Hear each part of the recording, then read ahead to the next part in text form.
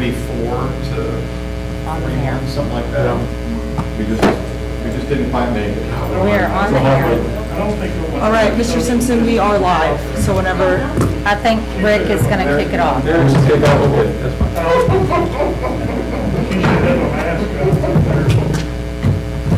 Are y'all ready to get going? We've already done Got it mic on. check and everything. Awesome. We're ready. All right, at this time, we will call to order the special city council meeting and workshop for 4:30 p.m. Tuesday, September the 15th, 2020 in the city council chambers, 201 East Nash Street in Terrell, Texas. Present in chamber are Grady Simpson, Melanie Velasquez. Those that are remote will be District 5, Tim Royce, District 4, maybe Charles Whitaker, and the Mayor, Rick Carmona, are all remote. Grady, if you would at this time, give us invocation, please. Yes, Mayor. Bring y'all bow our heads, please. Oh God, we come again today giving you thanks. We give thanks and gratitude for how you watched over us, brought us back and forth to work every day. We thank you for all your many blessings through this pandemic. We ask that you would continue to guide us and lead us so that we may put the city in the best position to be healthy, to be prosperous, to be safe. In Jesus' name we pray. Amen. Amen. I pledge allegiance To the flag of the United States of America and to the republic for which it stands, one nation under God, indivisible, with liberty and justice for all. Honor the Texas flag. I pledge allegiance to thee, Texas, one state, under God, one and indivisible. All right. So I don't think we have any remarks from visitors. Brady, I think the best thing for us to do moving forward, we'll do the same thing at 7 o'clock, is to when we get to new business, I'll just turn it over to you and let you take over the meeting. So with that said, I'll be on and monitoring, and let's have a good meeting. Thanks, Mayor.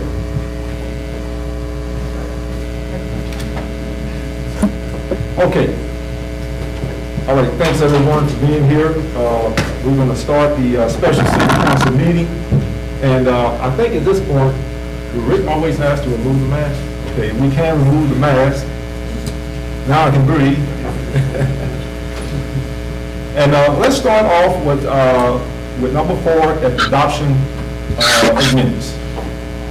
We have the agenda there, Tim, I think you may have the 4th, you have the 7 o'clock meeting, I think we need 4:30 meeting. Hold on 1 second. Sorry.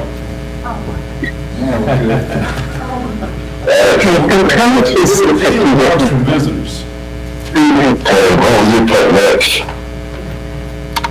have no visitors. All right, now we'll start off with new business.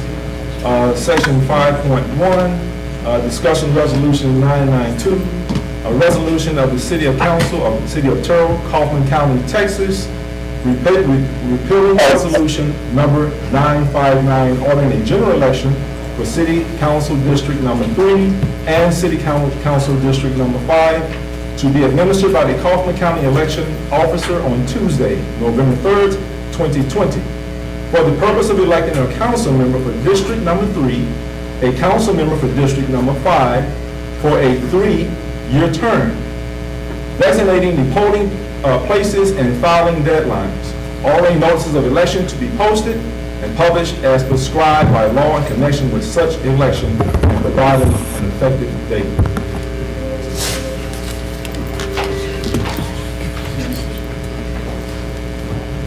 Okay, Don, City Secretary Don Stile will bring that up for discussion. Thank you, Mayor and Council. As you may recall, Resolution Number 966 was approved on March 31st, 2020, postponing the May 5th, 2020 election to November 3rd, 2020. In an update from the governor's office received recently regarding elections, they suggested that local political subdivisions that postpone their election to amend their resolution to make any necessary changes to the entity's original order of election. Resolution number 992 confirms the election date of November 3rd, 2020. It also changes the early voting dates beginning Tuesday, October 13th, going through Friday, October 30th, and confirms the polling locations. And I will be happy to answer any questions. Any questions at this time? Yes, so, I was told or under the impression that we had, a withdrawal from District 5, which would mean, there's only one candidate running. Is it necessary to have an election for District 5? Yes, it is. Due to the late date, Tim Royce will be on the ballot. There will not be a line for a write-in, so we will go forward with the election as it was before. Well, I know, but maybe council needs to answer this. Do we need District 5 election if he's the only one on the ballot? It's too late. Is the only write-in that we can take the one that's submitted? Mayor, can I just clarify for you here? Can you hear me okay, Mayor? Yes. Okay, so the question I think is a natural one, which is if I didn't have COVID-19 situation here, and I had received the information about the dropout by the write-out candidate earlier, then we would have been able to cancel the District 5 election. However, the write-in candidate stepped out of the election process way too late in order for us to have an election cancellation. So we still have to list Mr. Royce as unopposed on the election ballot. There won't be any place for anyone to write in, but there will be a single name listed on the ballot. That's where we got stuck on the time deadlines associated with this year. However, didn't I just hear Don read that we could make any adjustments to the process that needed? The only adjustment we have time to make, given the deadlines that are before us, is the removal of the write-in location on the ballot. Prior to the candidate stepping away and saying that she did not want to be a write-in candidate, we were going to have to put on the ballot a blank line giving people the ability to write in. The only changes we're allowed to make under the law right now is the change to allow that write-in to be removed, but we still have the election in front of us. Okay, all right, Trust me, staff thought that we were also very stuck in this situation. We asked the same question to the Texas Secretary of State because we thought it was such an odd occurrence, but these are COVID-19 times, and that's what we got stuck with from a timing standpoint here. good, all right. Good question. Okay, moving forward, So I'll just clarify here, Resolution 992 is a discussion item this time around. Next Tuesday, we'll be back on for action during your 7 o'clock meeting next time around. Yeah. all right, that concludes discussion of item 5.1. Moving on to 5.2, discuss award of professional service for drainage and sanitary sewer mains in North Bronx. City Engineer Steve Rogers.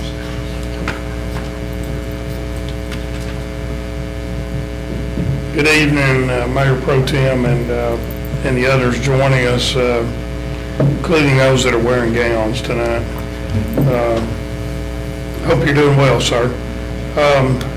You have in your packet a professional services agreement from Friesen Nichols.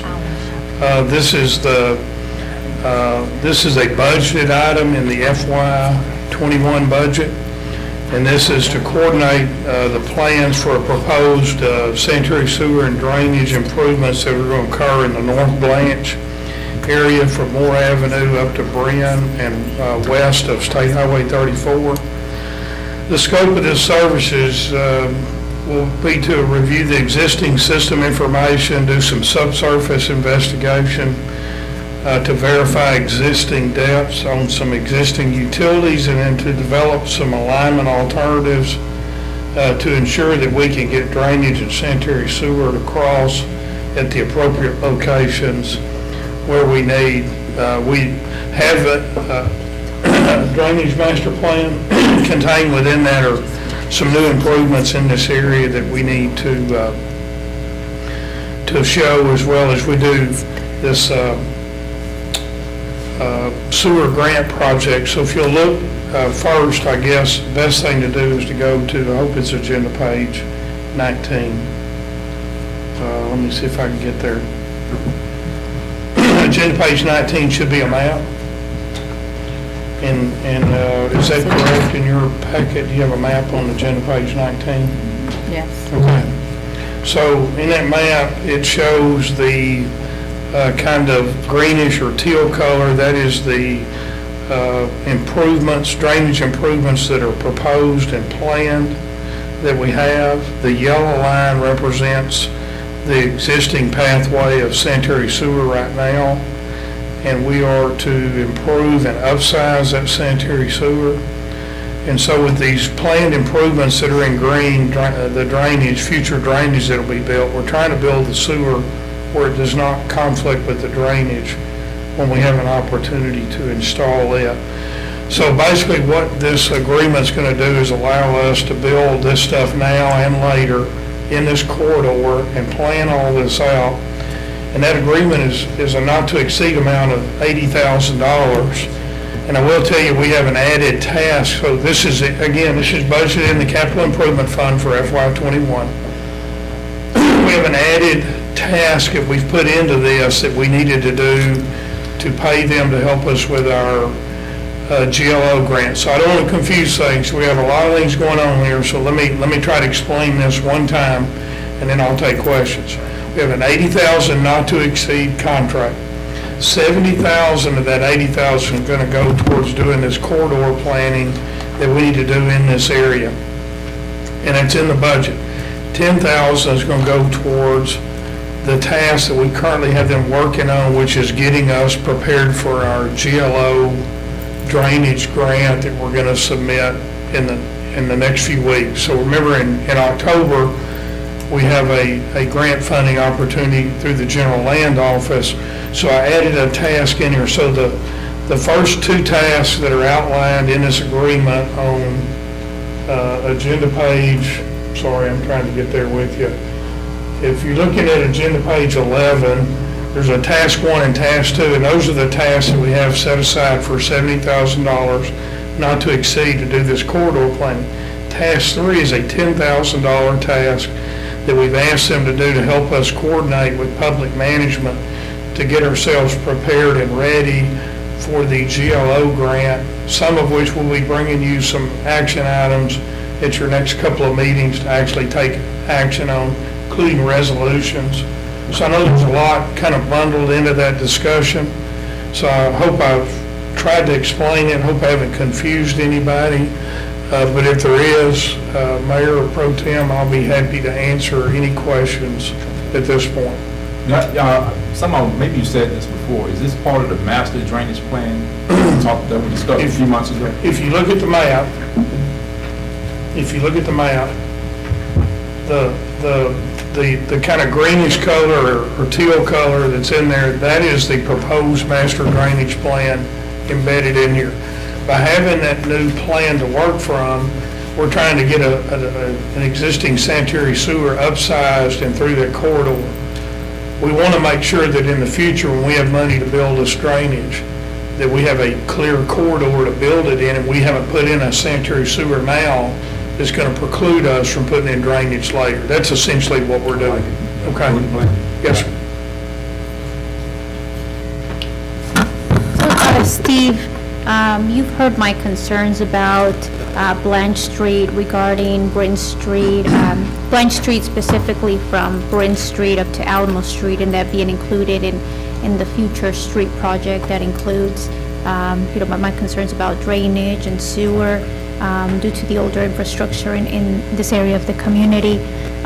So it sounds like this plan, this agreement does not include those concerns. Is there a plan in the future to include Bryn to Alamo Street? Is that a separate project? Where are we at on that? Well, yes, to short answer is that's going to be a future project. So we're trying to plan this sequentially. We really need to start at Moore Avenue. We have some water line improvements we really need to do on Moore Avenue that aren't a part of this. We need to fix the drainage in that area on Blanche. And it's on the low end of all the drainage that comes from that portion of town, north of there and west of there. And so we're trying to make sure when we have the money to build the drainage improvements, we have a corridor to place it in. That's really the focus of what this study is. That's coupled with the fact that within the next 2 to 3 months, the city will be formally notified that we have received our $500,000 grant to build the sanitary sewer.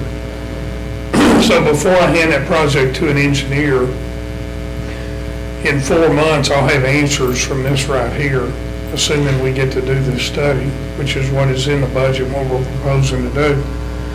And in 4 months, I'll have the answers to that so I can hire an engineer to design our sanitary sewer line, which is really the first step.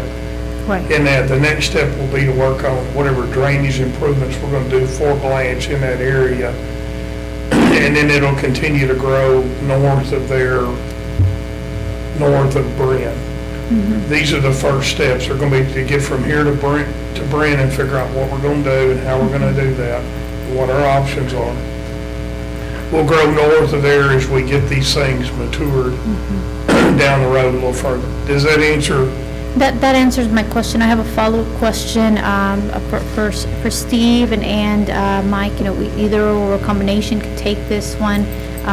What is so it sounds like for the first step out of multiple steps to address the overall drainage concerns is doing the feasibility study here to be prepared for the grant, the receipt of the grant funding in about 3 months.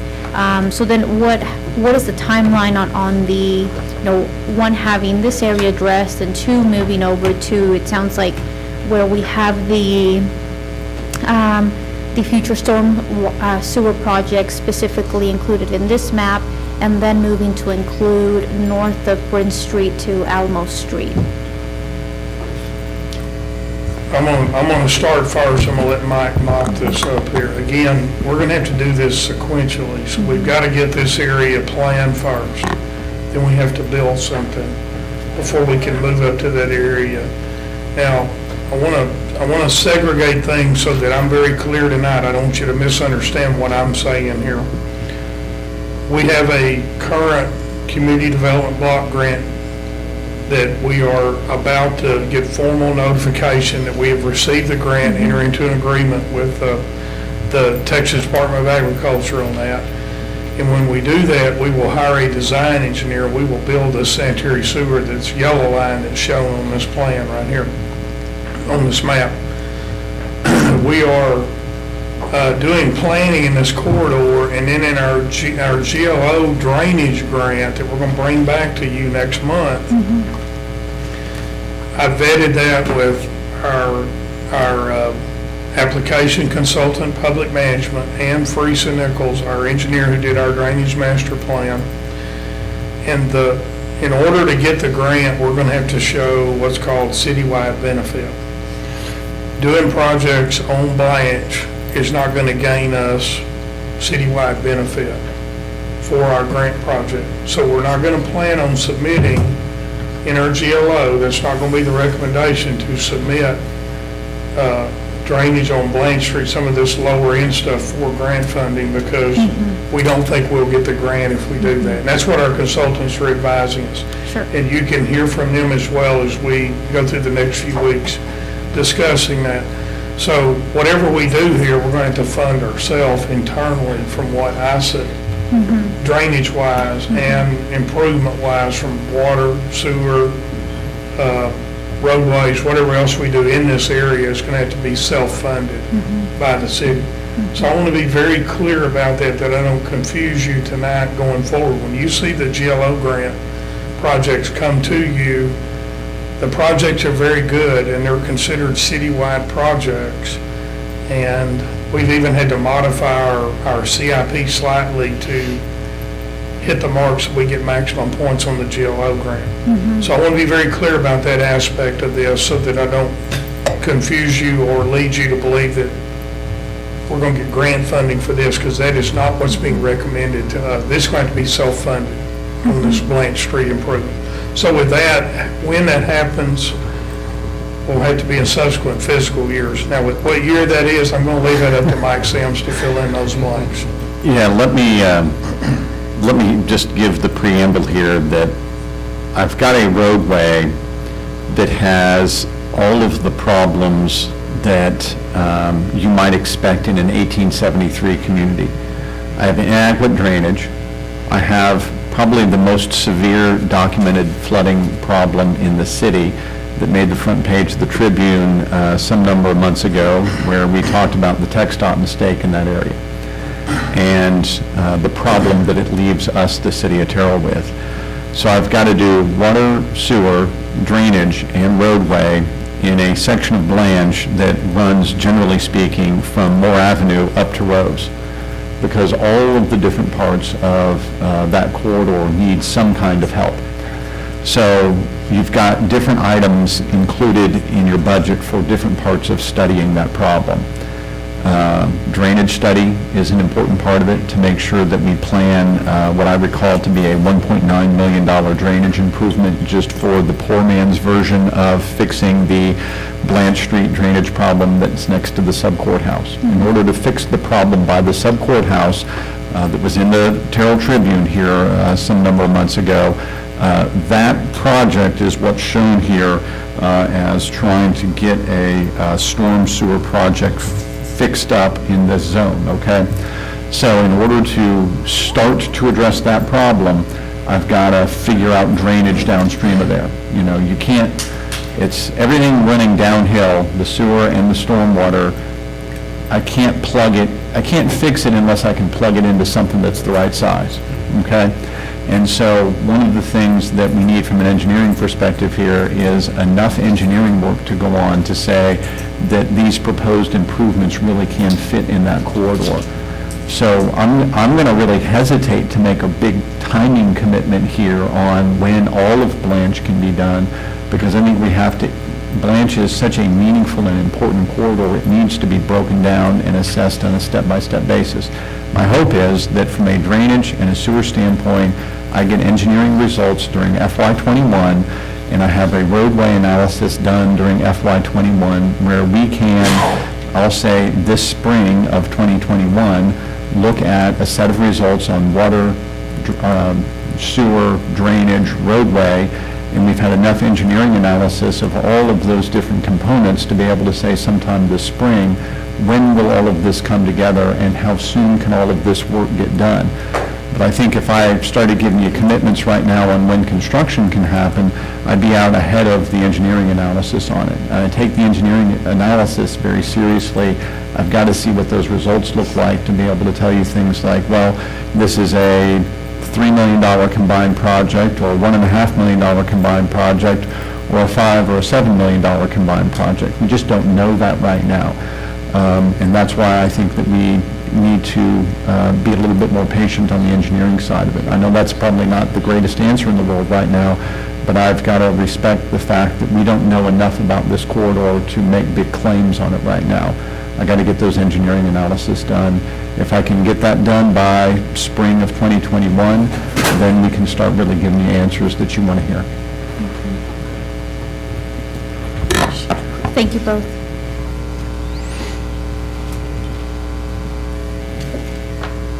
Anything else on this? Steve, real quick, Steve? Go ahead, Mayor. So on the drainage and sewer, really, you gotta build bigger, lower in the system is what we're trying to accomplish, right? Yes, sir, that's correct. So this will allow us to position ourselves to fix additional issues associated with problems throughout the city put us in a better spot, right? Yes, sir. And that's what we're, Correct. okay, yeah. All right, I just wanted to make sure that the council, sometimes when we look at these drainage and sewer issues, we want to look at each district and see which each district has problems with, but really, we've got to start somewhere in the lower, the better, so that when we tie in, it'll handle that capacity.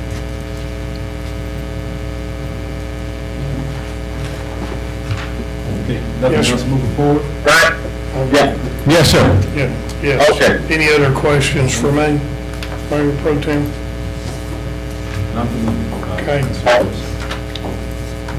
All right, that concludes item 5.2. Moving on to item 5.3. We discussed the Market Center Public Improvement District interlocal agreement between the City of Terrell and Kaufman County. We have City Attorney Mary L. Ramsey, or is it? Mayor, excuse me, Mayor Pro Tem. I'd like to discuss 5.3 and 5.4 because they're basically companion items. Judge Richards in the Commissioners Court has asked that Brenda Samples, as tax assessor, have contracts that include the billing provisions for anyone that, in any entity she is sending taxes for. We have a 2018 agreement with the tax office for them to collect the assessments that are levied by the City Council on the Market Center PID and also on the Crossroads Center PID. The agreements are basically identical except for changing the names. Exhibit A is the proposal for cost for her to send out the tax statements. The city, after approval by the council, sends Ms. Samples the amounts, and then she includes those amounts on the tax statement to the people that are in these respective PIDs. And the amounts have not changed since 2018. The 2018 agreement included 2018 and 2019 tax years, and this will be for the 2020 and the 2021 tax years. And I'll be happy to answer any questions.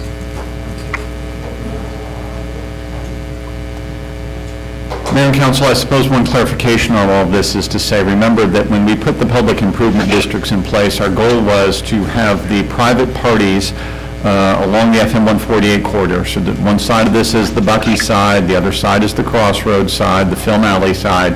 Each of those two sides has a public improvement district in place.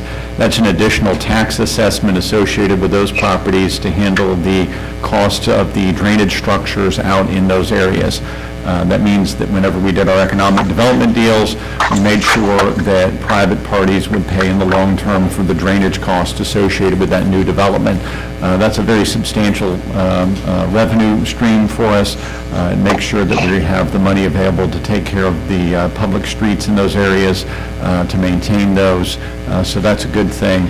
And when we put those in place, we actually set those up so that instead of having the private sector kind of be the fox guarding the hen house, we set that up so that the city council would be guarding the hen house and making sure that these are well maintained and well managed. And so you do see items related to those public improvement districts from time to time. That allows us to make sure that we've got the public sector managing these important resources. Are there any other questions or comments? All right, with that said, we'll move on to item 5.5 and discuss the ethics policy update from our city manager, Mr. Simmons. So Mayor and Council, this is our third bite at chatting about this. We do plan on putting it on your agenda for adoption on September the 22nd. The ordinance 2845 is agenda item page 28 in your packet if you're trying to track that down. The notion here is that we will update a Henry Madgwick era, Mayor Madgwick era, so that's an early 2000s era resolution that was put in place at that time to guide ethics policy in the city of Terrell. With all the state law changes, as you can imagine, since 2003, that we felt like it was an important item. When the mayor was first coming to office, he requested staff take a look at this. We've been doing some work on that off and on. As we started working with Mr. Godwin, I asked him to take a look at this, ask Greg and Mary Gail to take a look at these items, make sure that we were going to be able to wrap up something that was good in compliance with state law. I would say the central idea of this is that instead of having it as a resolution, which essentially makes it a little bit of a policy with no teeth, that we move it to an ordinance format and create a policy that does have more ethics teeth to it. So the bite here is that everybody, when they're elected, first you guys, if you vote for this next week, and then later each individual council person, when they're elected, will actually have an affidavit to sign. So we're going to make sure that you look over that affidavit, because as soon as you vote yes on this, and then you vote yes at second reading, your city secretary will pass out this affidavit to you. So we want you to be very comfortable with this, very familiar with it, and that's why we've spent so much time kind of going through it, and that's why I'm going to have John go through some of the elements of the ethics policy today. So the ordinance puts in place an affidavit. The affidavit has an attachment to it, which is a set of ethics policies. Basically, the affidavit is saying, yep, I've read these, I'm in compliance with these, I'm not breaking these, and if I have anything I do that's new, that's even maybe the simplest little disclosure item. And we often use the example of, well, what if a city council member moves from one address in their district to another address in their district? Nothing unethical about that, no big deal, perfectly acceptable. But you have to provide the city secretary notice, because when you ran for office originally, you had one address, and now you're updating, you have a new address. So you might have something that's covered under the ethics policy that's as simple and straightforward as that. Just walk in, give the city secretary new information about your new residence. Or it could be something more complicated. Say one of the city council people decides to buy into a business that does, that serves as a vendor for the city. Well, that's a major issue. We have to have a disclosure. We have to know that a company that we're doing business with now has an ownership interest by a city council person. So again, that's a disclosure issue. It may not have happened when you were first elected, but a couple of years ago down the line, you buy into a business that does business with the city. By golly, that's a good disclosure item that needs to be front and center and provided as information.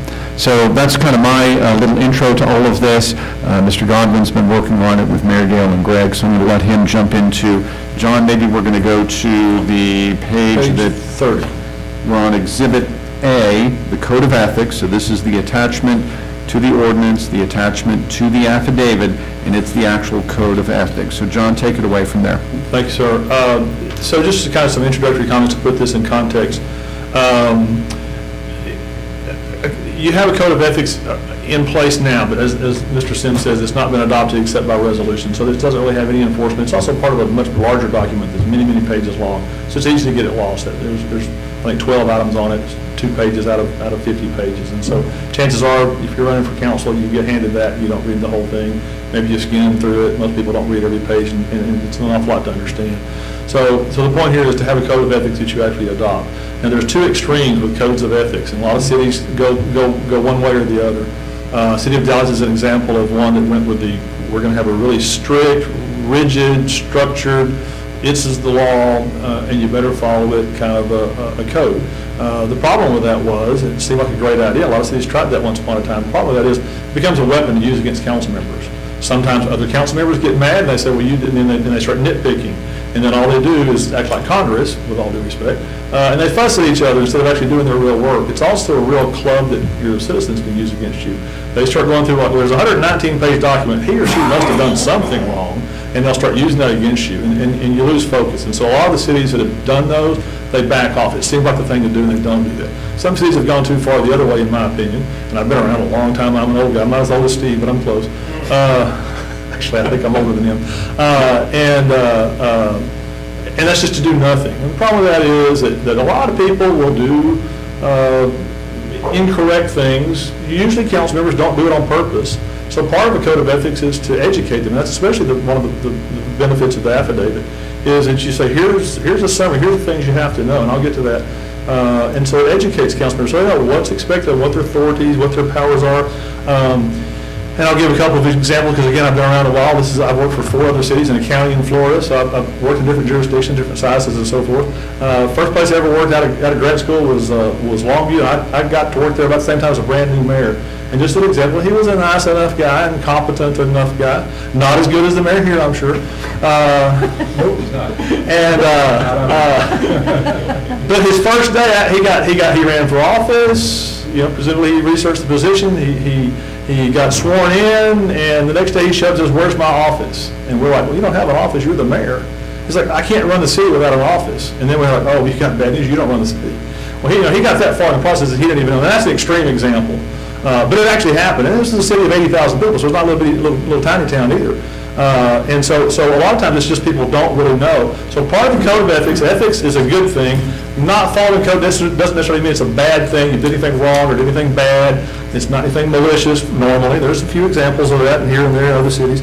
But that's just an example of how important that is. I worked in Rowlett for a number of years. I had a council member, or I had an animal shelter supervisor. He called me up and said, "Hey, I just talked to a council member here, and he's going to come back tomorrow and get all of our files from the animal shelter so he can take them home and reveal them." Well, that sounds okay, except that's against the law, because those are public documents, public records. You can't take public records off the city property. Nobody really thought about that, but that's against the law. And so we stopped him, and I'm going to that's where anyway. And just another guy, people don't really know sometimes. And so again, just trying to emphasize the point that it's not just about here's the rules that you must follow or else you're in trouble. It's also a way to help guide you and educate you, especially when you're a brand new council member. And I will say this too, from decades of experience, almost as many years as Steve, that the best time to adopt these kinds of things is when you have a cohesive council. And I haven't been in that many councils, but it seems like you guys get along. That's not always true for councils. Sometimes councils do a lot of fussing and fighting over important things and not so important things. You've got a conducive council that gets along with one another and cooperate well, that's a good time to adopt things like this. So if I'm judging you right, this is a good time for this to happen so that you can move down the road with it. So again, the page 3031 is or 3132 I think is the code. The first 4 are you've had in there for years, I guess, that might reference. Number 5 is mostly old language as well. I added 3 words in there. I added in services, things of value and property, just kind of trying to expand that to make it be more comprehensive. And 5 and 6 kind of go together. Number 6 is a brand new one that we placed in there. That whole paragraph is placed in there. And especially there is the emphasis of you don't get any benefit. Your benefit for running for city council, unless you're in a city that gives you $25 a month or $800 a month, you don't get on council because you can help your friends out, your neighbors out, unless it's to help the whole city, all of your neighbors. I had in another city one time, I came walking in the hall, and there was a council member making copies. I thought, well, that's kind of odd. Came back an hour later, he was still making copies, hundreds and hundreds of copies. He's like, well, it's okay, John. I don't get paid to be a council member, so I figured y'all wouldn't mind me getting, some copies. Well, except that that's against the law. We didn't have an ethics code, so it didn't even cross his mind that he genuinely thought that was okay for him to get a few copies. He was selling insurance out of his house, and so he didn't have a copy machine, so he used the city's. You can't use city property, you can't use city electricity, you can't use city paper, you can't use city copy machine. And then benefits of others, and this is another way a code of ethics can help you. Sometimes people ask you to do favors. Hey, my daughter can't afford to have her baby shower over here where she was going to, and because of COVID, they're not let. Can she just use City Hall? I've seen that happen before. I've seen people tell people yes. Well, even if you want, even if your little sister that you love dearly, you can say, well, I'd sure like to help you out, but it's against the code of ethics, so we can't let you use City Hall. Well, for free, for anything else. If it's not available to everybody else in the city within reason, if it's not available to the typical citizen, you can't do that. So it's important to have those things in writing to explain what they are. Again, it helps educate you, it knows what you can't do, and in some cases it'll actually help you give you some cover, for lack of a better term, that, hey, you know what, citizen, I'd like to help you out, I can't do that. The next item there, number 7, is kind of a similar sort of a thing too. All the rules apply to you. If you get called for jury duty at municipal court, go to municipal court. If you had a code case, do what you're supposed to do. I worked for 2 council members in Longview years ago, and they own property, and they were really pretty good about taking care of their properties, but one of them would call me every couple of months and say, I've got this old lady over here, it was his mother, and she's got just a couple of properties. Couldn't y'all just look the other way? No, don't ask, don't put staff in that position. That's a really problem. A lot of those put staff in bad positions too, and as much fun as it is to be a city manager, which is why I'll never be one again, as much fun as it is, don't put this guy in that kind of position. It's not good for you, it's not good for him, and it's not good for the community or the citizens, or for your jobs. And I've seen things like free water. There's a whole city I won't name. They gave all their council members free water. Well, new people would come in and say, well, everybody else got free water, I guess too. No, that's against the law. That's not just against the rules, that's against the law. You can't give away free water. You can't give away discounted water. You still have to get a building permit for your new garage or your new back porch or your new house or whatever else. You still have to do jury duty. I ran across this one, a neighboring city. Alan, I got a phone call from Alan saying, hey, my son got a ticket in your town. Could you help me out? No, and oh, by the way, it's inappropriate for you to even ask. But people do that, and most of them just don't think it through. And a lot of you go through a lot of hours if you do this job right. If you take it conscientiously, you take it to heart, you hear a lot of people, you talk to a lot of people, and some of them aren't happy with you. And you'd like to be able to help them out, but you just can't do that. It's important to have a code that says you cannot do that, not just because it's common sense, because it says it. And you can show it to somebody, you can read it, and before you get sworn into office, you've read it and you've sworn to it, and we'll get to that on the affidavit in a second. 8 and 9 has to do with nepotism, just a clarification on what nepotism is, and it's against the rules for the most part. It even clarifies what a spouse is, because once upon a time a spouse had to be married, and this just says, well, you don't have to be legally married to each other to be a spouse anymore. Those are all the definitions of spouses and husbands and wives and so forth and so on, and that's fine. And then 11 and 12 are 2 new ones as well. 11 has to do with the fact that you don't speak for the entire city council unless a majority of the city council tells you do. And let me give you an example of that. It was a really bad example when I was in Rowlett. This was the Planning and Zoning Commission member. He felt really strongly about an issue that was before the commission and before the city council. So he wrote an editorial, and he didn't sign it John Smith. He signed it John Smith, member of the Planning and Zoning Commission, City of Rowlett. We got sued because before the case had been settled, there's a member of the Planning and Zoning Commission representing himself as speaking for the whole commission. Well, besides the fact that it's illegal and it'll get you sued, it'll usually make 5 or 6 council members or commissioners or 4 other council members here really mad at you because you don't get to talk for them. You don't lose your right to freedom of speech because you get elected, you get appointed to a board or a commission. You absolutely do. But don't say, I'm the mayor and this is what we're going to do before it happens. I'm on the city council and this is what we're going to do. And I guarantee you how the vote's going to go tonight. Don't do that because you can get yourself sued individually as well as a city. So you've got to be really careful about those kinds of things. You work as a group. Another way you work as a group that's really important is supervising the people who work directly for you, the city manager, the city secretary, the attorneys, and the judge.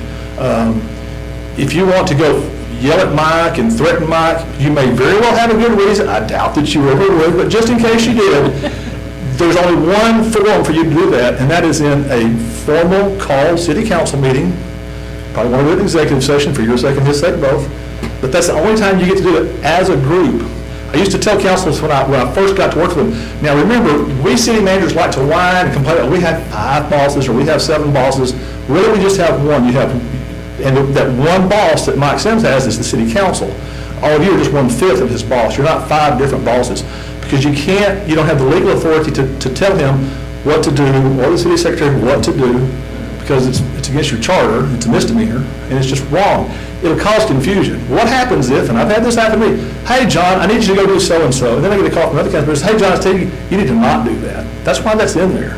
Part of it is to protect the sanctity of the council manager form of government, but part of it is it just causes problems because staff's like, I don't know what to do. What am I supposed to do? I had a council member in Fairview. It was the same guy that stole in my opinion, stole the copies from the copy machine. We got a phone, our police department got a call, hey, there's a guy lurking around out front JCPenney. In fact, he parked his car up on the sidewalk at the front door of JCPenney. It was a council member. His wife was working late. He says, it's okay. And the cop didn't know who he was. He walks up to the car and says, sir, you can't park here. He says, it's okay. I'm a council member. Well, no, it's not. But think what you do to that police officer. He's like, now some cops, I don't care who you are, but most cops go like, I don't know. I wish somebody else had answered this call. Don't put your staff in that spot. Please don't do that. I sound like I'm preaching to you, but I'm trying to emphasize how important these things are and why they're in here.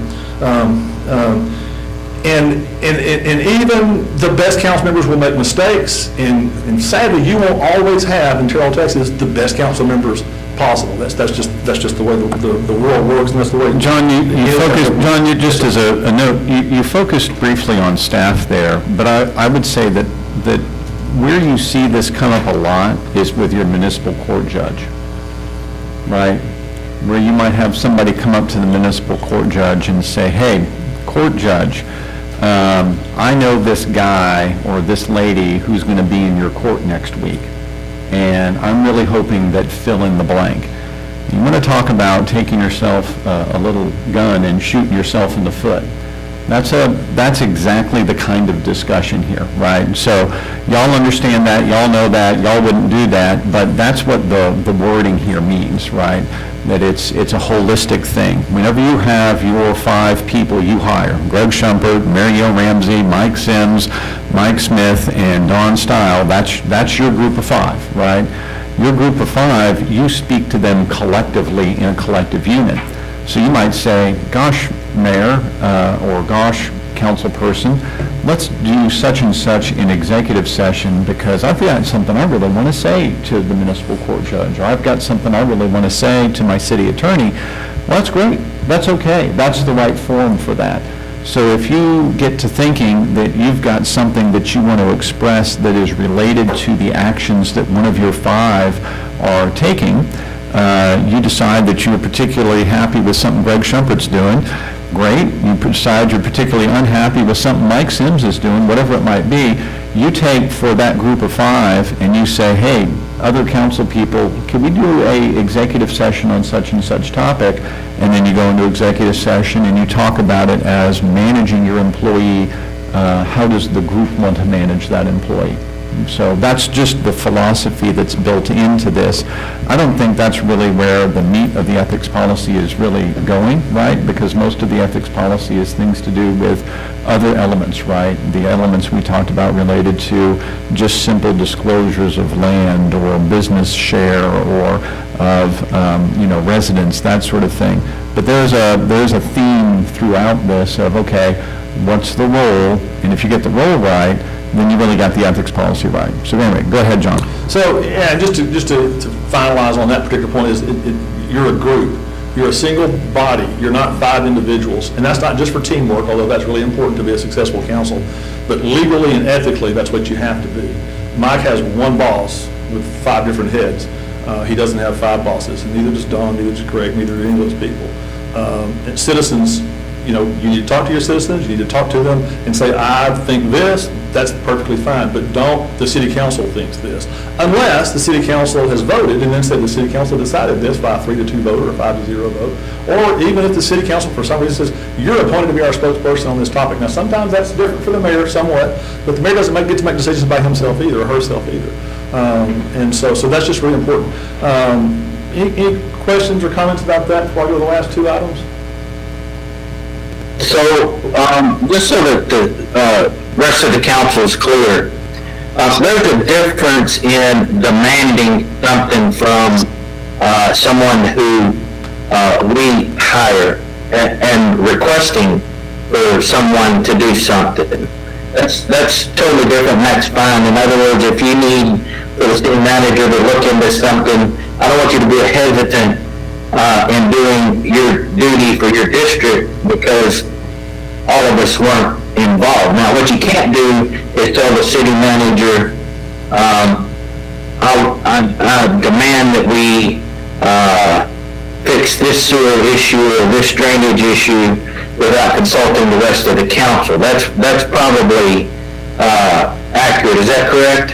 Absolutely. In fact, you have an obligation to tell the city manager what he or she needs to be doing in your opinion, and Right. identifying them. You're the conduit to the citizens. And so if you don't Yeah. carry information from the citizens to your city manager or your lawyer or whomever else, then you're remiss in your job. It's instructing, intimidating. If you don't do this, I'm going to fire you. That's where it Right. becomes a problem. And city managers in other cities have been known to do that before. Yeah, no, Don't run off mic, it's black from Mike. No, Mayor, this is a great clarification. So let's say that you think there's a legal issue out there, and you say, hey, city attorney, I'm not really understanding this state law related to this new zoning issue or this new building code issue. Can you send me some information on that? Okay, yeah, that's telling the city attorney what to do, but that's a really straightforward information request. You need to be educated, and so you've requested information. You've said, hey, do this task for me. That's awesome. That's exactly the kind of thing you should be doing. You say to me that you've got a street that you've noticed there's a lot of potholes on, and you'd like me to send somebody over there to take a look at it and see, hey, what can we do about that? That's very different than saying, stop everything you're doing right now and go repave such and such street, right? There's just a happy balance there. So by all means, service requests, code issues, things you wish we were doing, things I often hear from you guys. Y'all have been great, and I hope part of this is because we ask you a lot. When we ask you, hey, what sorts of things need to be in the budget? What sorts of priorities do you want us to have?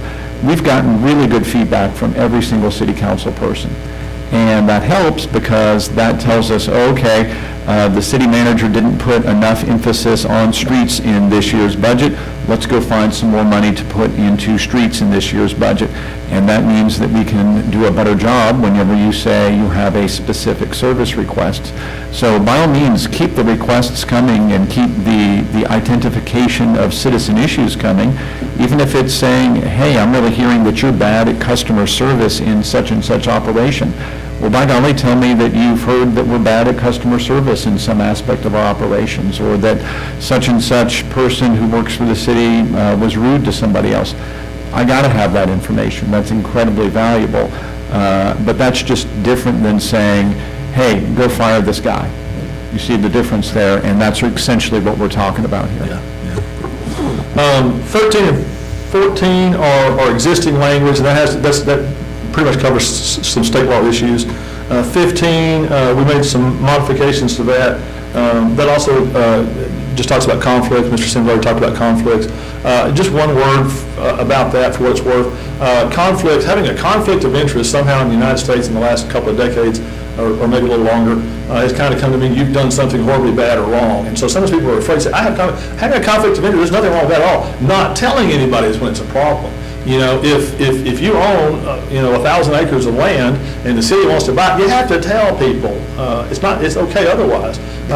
If you have a conflict of interest on a vote and you need to abstain, and sometimes you'll need to leave the room, that's okay. If you sit there anyway, that's when it's a problem. So y'all probably already know that, but for what it's worth, I've just seen council members, because conflict of interest is one of those phrases in American politics, not that y'all are politicians, but you have to get involved in that somewhat. But it's become a bad word, and it's really not meant to be. It's just a matter of again, that openness, honest. Yeah, it's an incredibly healthy thing for you to say, hey, I work for such and such organization, and since we're voting now on a project that would provide money to that organization, I'm just going to step out for a minute while y'all decide on your own voting on that particular topic. We've had that happen before, and that's a healthy thing, right? So if you feel like you want to, I guess I'd say it this way, it's always good to err on the side of saying it out loud, right? Because the thing you don't want is, well, you didn't say it out loud. And so if you ever feel like you're getting close to some issue, or even if you feel like it's not an issue, but you just want to double check on it, go ask Greg Shumpert, go ask Mary Gail, go ask Dawn, ask me, and say, hey, should I say this out loud at council? Should I sign a disclosure on that? and consistent with what John's telling you, just making a disclosure doesn't mean you've got something bad you've done. Disclosure isn't I'm bad. Disclosure is I'm good because I'm being upfront and telling you, right? That's the way you need to be thinking about the disclosure stuff. And then the last thing on there, number 16, that is a new one as well, new paragraph as well. It's pretty self-explanatory. It's just basically, do the right thing, follow the law, but kind of a summary of that. So that's the last part of that little 2.5-page document. Does anybody have any questions about that I can respond to? I would like to say thank you for your work on this. I think all elected officials should be held accountable. We need to be held accountable as mayor and council for the city of Terrell. Job well done. But again, just so I can clarify, and I think all of us feel the same way, when we're out in public, we never attempt or insinuate that we're the ones that are making decisions for the whole city. I appreciate that so much. And I always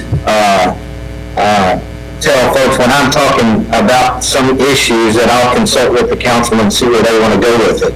So never make a promise on your own, but certainly don't dismiss it either. They don't want to hear that. Just let them know that we will get on it and move forward with it. But thank you, John, for your presentation. Good job, Grady, so far. Hey, Mayor, I just want to underline something you just said that really can be good advice for city council people. And I just want to highlight the fact that you just said this out loud. And I'll say the flip side of what you said. You want to make yourself a stressed out elected official? Go around telling people that it's all on your shoulders, right? John's seen a lot in his world. I've seen a lot in my experience. I've seen some pretty stressed out city council people when I've been working with other cities, not this city, but other cities. I've seen some pretty stressed out elected officials because they started walking around saying that they were the be-all, end-all. And I know a mayor of a city in Dallas County who went out and, by golly, they said it was all on them, and they put that whole weight on their own shoulders. Well, you go around claiming stuff you can't do, you're going to be a pretty stressed out individual. And so, your own peace of mind is a valuable thing here. So that's kind of the other way of looking at what the mayor just said. You'll be a happy council person when you walk around saying, you know what, I'm your ambassador to city, and you tell citizens that you've heard them, and you tell citizens that you can bring their voice to the podium here at city council, and you can bring their voice to be where it needs to be heard. You can transmit their concerns. That's gold. We really, really need council to be the voice of citizens, and when you pick that role up, I think that's invaluable for city staff.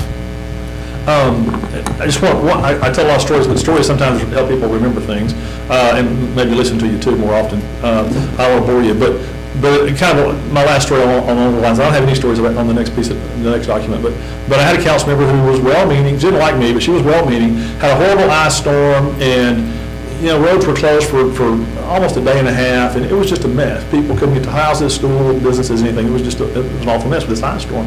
No electricity for 3 or 4 days. We cleaned up our part before the electric company did.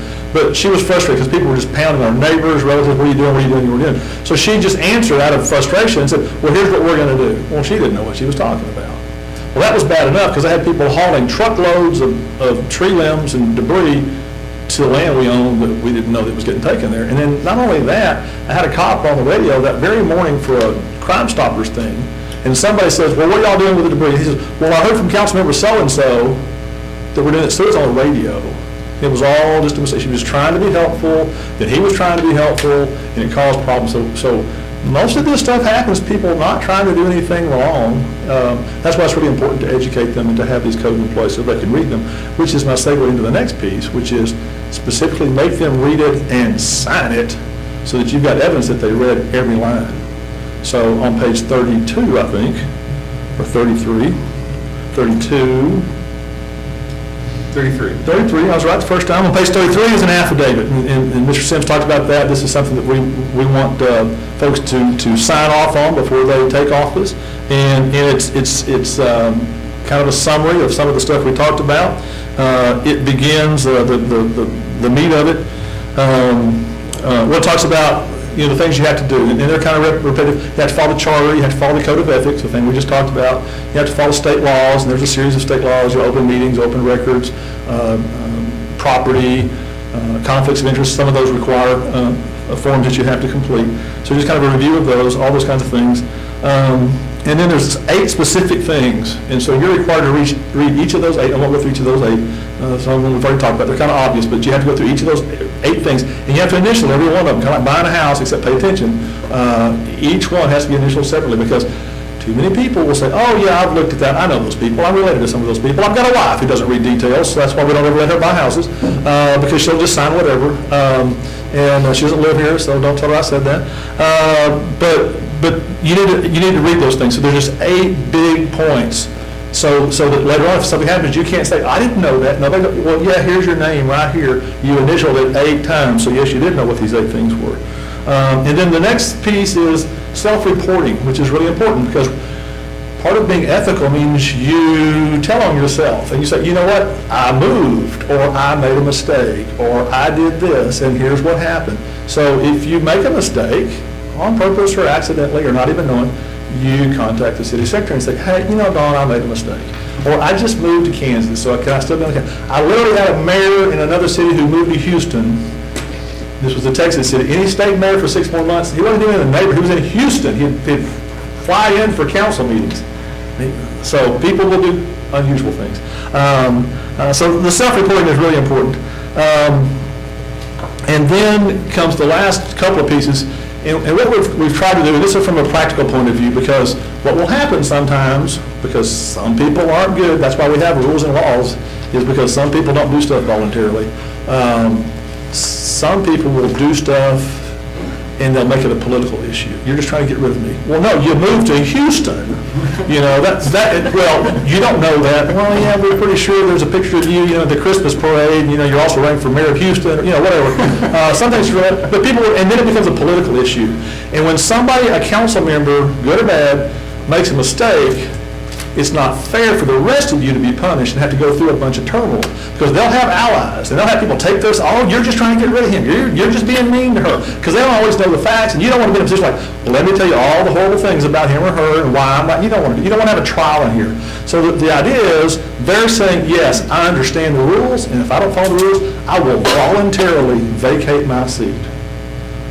Now that's a little bit of a bluff, frankly, because you may or may not have the authority to do that, but it's going to be adopted by ordinance. So you can probably do up to a point for certain things, like for moving. They're supposed to, you don't have to kick them off the council for moving if you adopt this. They may fight it, but you don't have to kick them off the council. If they move, they're off. They have to say, you know what, I'm off, and they leave. Now, you still have in the charter, and you still have here at the bottom of this ordinance, if all else fails, consistent with chapter or section, whatever it is in the charter, you can kick them off. But the reason we've got that extra 3 or 4 or 5 sentences in there is hopefully they'll do the right thing, A. And if they don't do the right thing, they'll hopefully tell them themselves. And if they tell them themselves, hopefully they'll say, I'm going to quit. I'm going to retire. I'm going to resign. I'm going to voluntarily leave my seat, because my seat is already vacant. But you do have the hammer if you have to use it. So again, the idea is, don't let it happen, don't let it happen. If it does happen, how do you deal with it? You deal with it openly and publicly, in a friendly, cooperative manner. And if you can't do all of that, boy, it is on them at that point. But they're the ones that you're having to do it publicly, and maybe embarrass them, or maybe cause a fight. But you always want to avoid that if you can. Any questions about that? So, Mayor and Council, again, just process of what you're going to see moving forward. There'll be an agenda item on September 22nd to do a vote on this. Obviously, it won't go into effect until we vote on it on second reading, which I would anticipate would be one of our first meetings in October.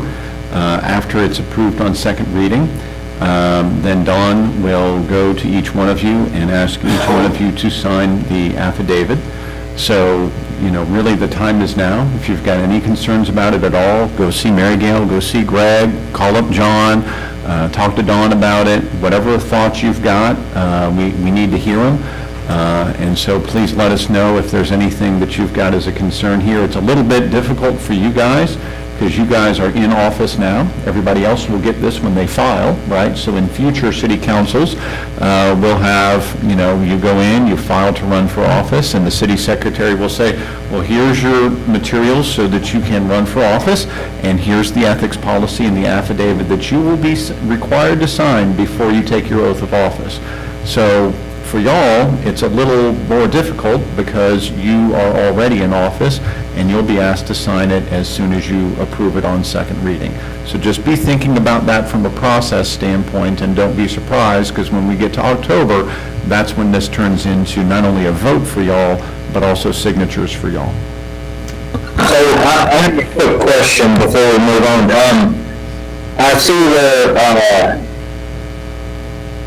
all the understandings and agree to, but what if someone doesn't agree to sign the affidavit? What if they refuse to sign it? Is there some teeth in there? Can I go to either Mary Garrell or Greg on that one? Because I think we tried to cover that in the ordinance itself. So if you go over and look at, let's see. If you look at agenda item page 28, section 2, it says that council approves the adoption of the affidavit, which shall be required to be fully and accurately completed, executed, and submitted to the city secretary by all persons prior to being sworn into office. So, the moment that you all had, that you all took very seriously of swearing your oath of office, the requirement in this is that you would not be able to take the oath of office. You would not be eligible for oath of office until you do that. So, Mary, you've kind of hit this really, really main point here. That's a major element of this policy. Yes, but for current council, this would be retroactive, is that correct? So they're already council members. I don't think we would have a problem. I don't see anybody not signing it, but I'm just curious. Mary Gill, is that? You're asking, if I understand what you're saying, you're asking if an existing sitting council member said, I'm not signing that affidavit. Right, after the fact. Could we go back? Yeah, after the fact, could we go back and try to remove them? I don't know that we could. But hereafter, everyone will sign, and we'll hope that all the council will sign this one. Yeah, I'll wade into this thought and tell you, section 3 says that if you violate the ordinance, or the code of ethics, or the affidavit, it would result in forfeiture of office. Right, so, I think, Mayor, what that would do is that would key in the forfeiture of office provision. Okay, all right, good. That's good to me.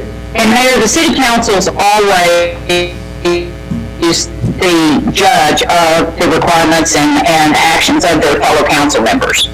Okay. So you would have some leeway there. Wonderful, thank you. You remove them if they didn't. Hey, Mayor? Mayor, can you hear me? Yes, go ahead.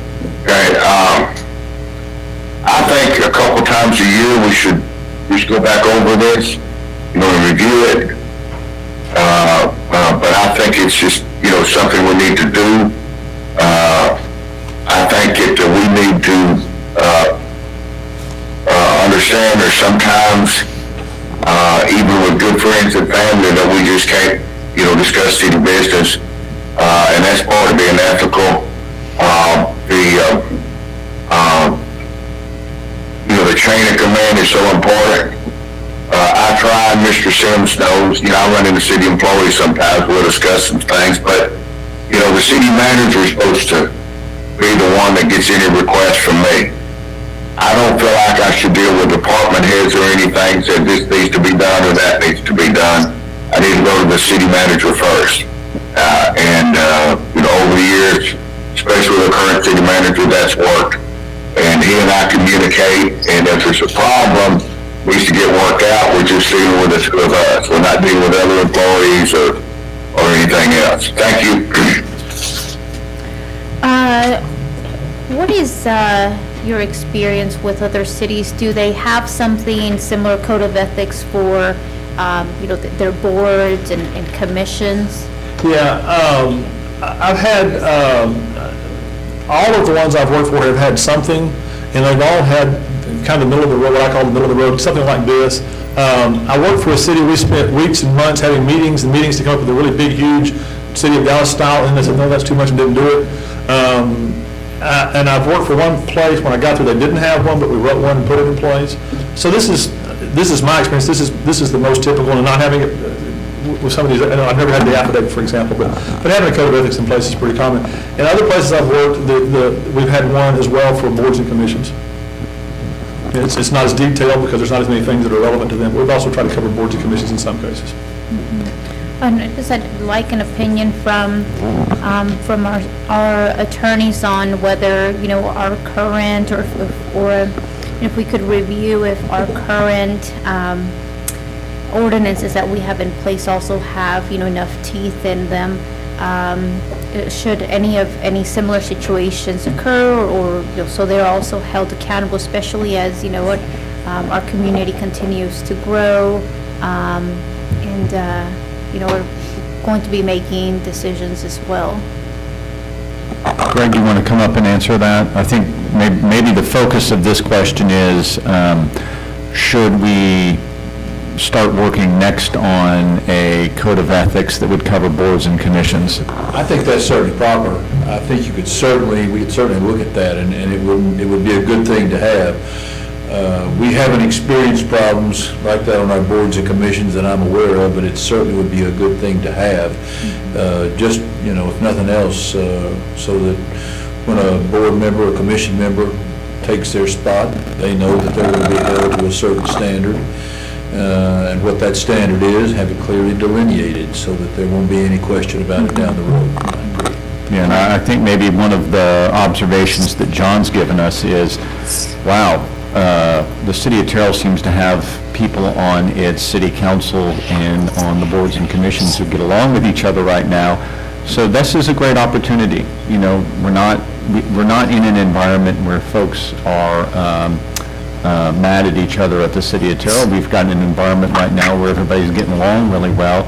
It's probably a really good idea to start tackling this on the board and commission level as well, because right now we're not having fights with each other. We are doing a good job getting along.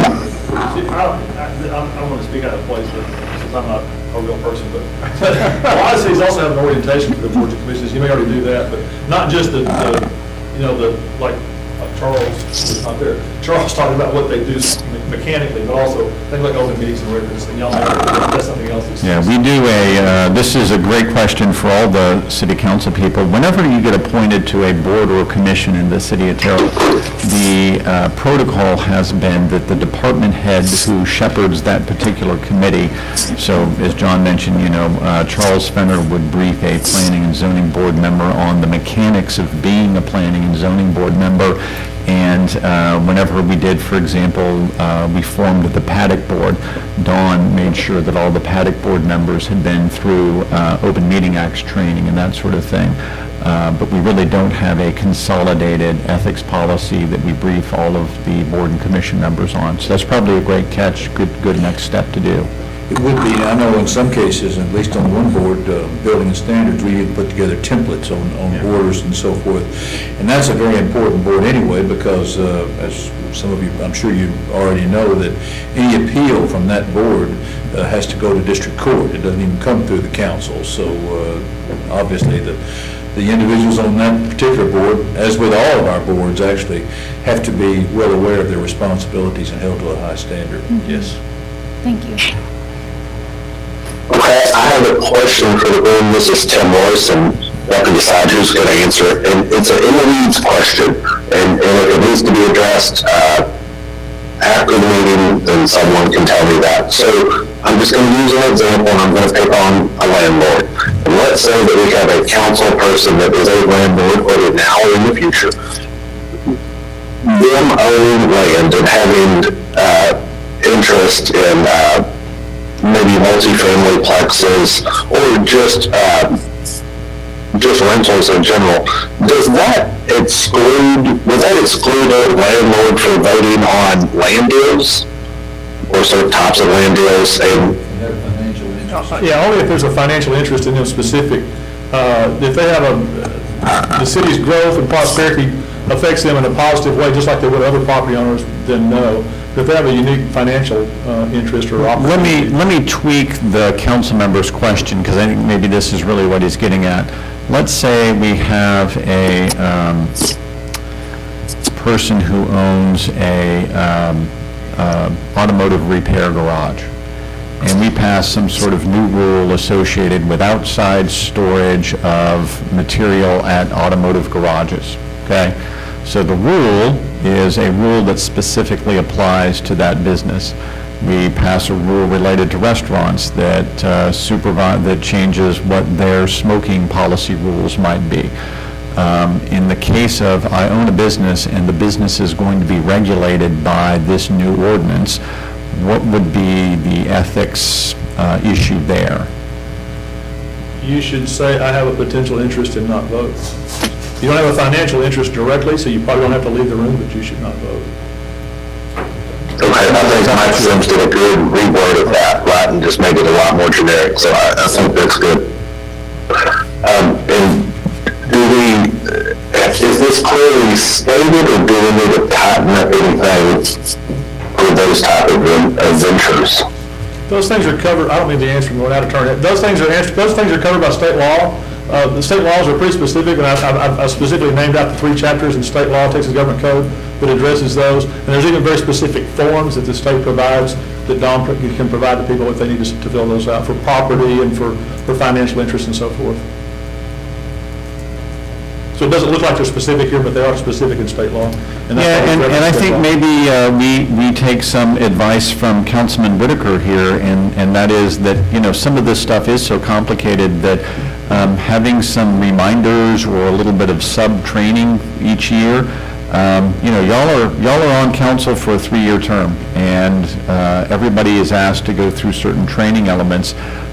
We could certainly make sure that we do some reminders about some of those state laws on a regular basis. Conflicts of interest can be confusing too, and there's something that people will like to use against council members inappropriately. If that hasn't happened to you, hopefully it doesn't, but that happens too. I saw a mayor one time get persecuted because there was a 4-way stop sign instead of a traffic signal. He was a realtor, and somehow that was making him money, which made no sense. But it was a thing that went on for 6 or 7 months. So there was no conflict, obviously, but people accused him of that. So it's probably worthwhile to do that anyway, because it gets confusing.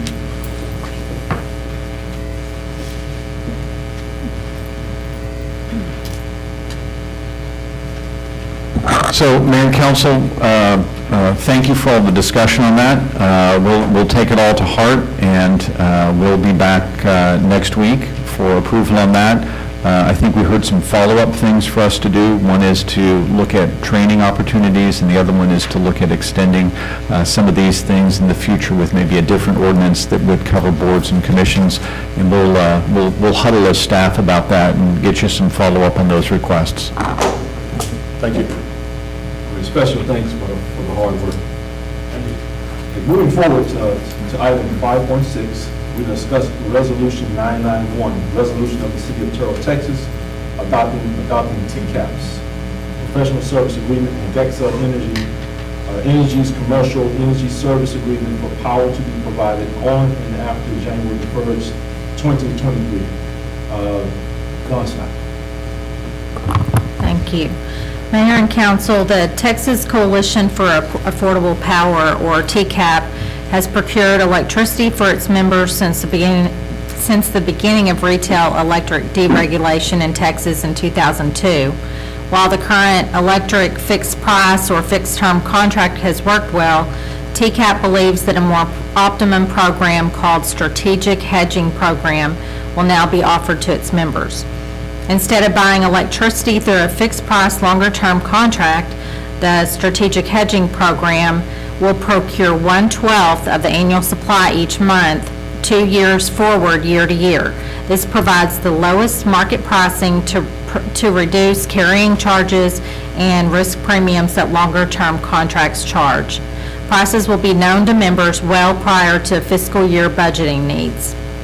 In order for TCAP to prepare for an electric supply contract beyond 2022, City Council needs to pass Resolution 991 to approve the professional services agreement, and the commercial electricity service agreement.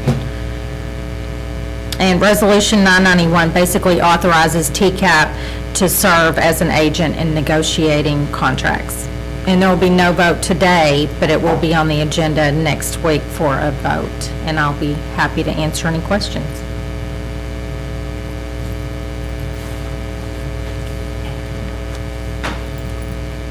No questions?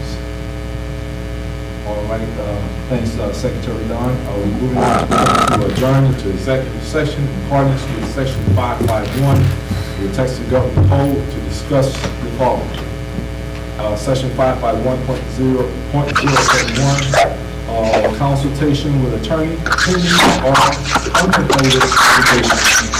Section 551.074, personal matters.